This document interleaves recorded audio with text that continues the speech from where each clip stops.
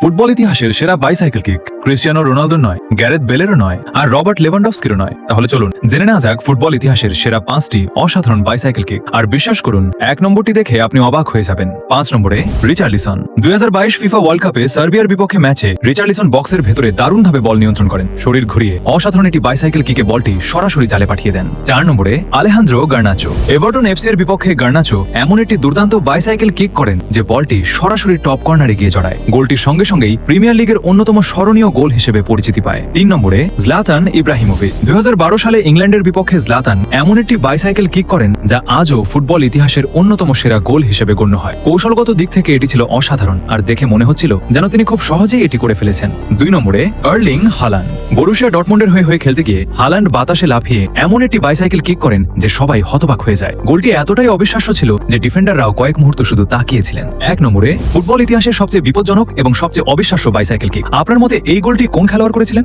আপনার উত্তর অবশ্যই কমেন্টে লিখুন।